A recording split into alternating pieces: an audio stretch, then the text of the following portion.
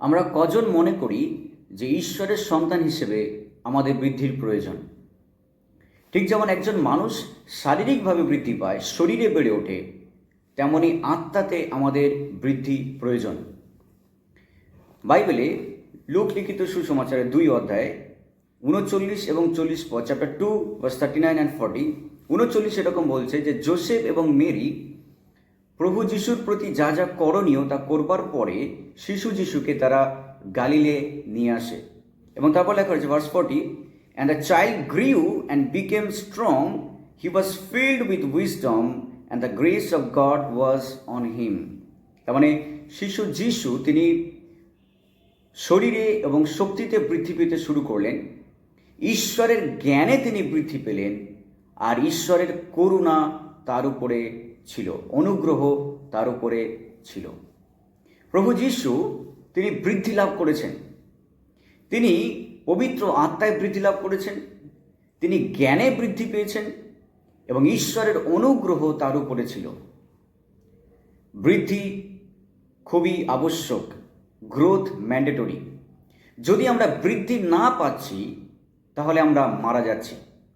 If we are not growing then we are dying. যখন একটা শিশু জন্মগ্রহণ করে তখন প্যারেন্টস হিসেবে আমরা চাই যে তারা বৃদ্ধি পাক এবং সঠিক বৃদ্ধি হোক। যখন একটা গাছ আমরা বসাই আমরা চাই সেই গাছটা বৃদ্ধি পাক। যদি সেই গাছটা বৃদ্ধি পাচ্ছে না তার মানে সেই গাছটা মারা যাচ্ছে।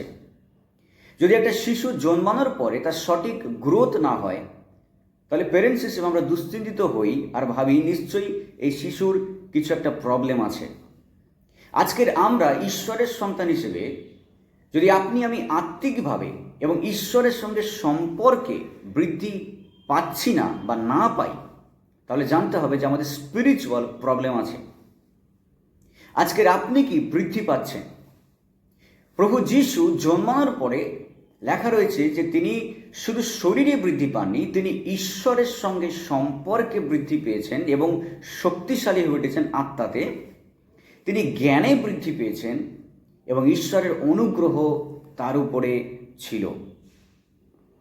প্রভু যীশু খ্রিস্টের বৃদ্ধির প্রয়োজন ছিল, কারণ তিনি শিশু হয়ে পৃথিবীতে জন্মেছেন, আর সেই বৃদ্ধি সম্ভব হয়েছিল পিতার সঙ্গে তার নিবিড় সম্পর্কের জন্য। আজকের আপনি কি চান ঈশ্বরে বৃদ্ধি লাভ করতে? আপনি কি চান গ্রো করতে আপনার জীবনে? ঈশ্বরের সঙ্গে সম্পর্কে বৃদ্ধি পাওয়ার জন্য আমাদেরকে প্রার্থনা করতে হবে, ঈশ্বরের বাক্যকে ধ্যান করতে হবে এবং ঈশ্বর বিষয়ক বিষয়গুলো নিয়ে আমাদেরকে আরও বেশি চিন্তা করতে হবে।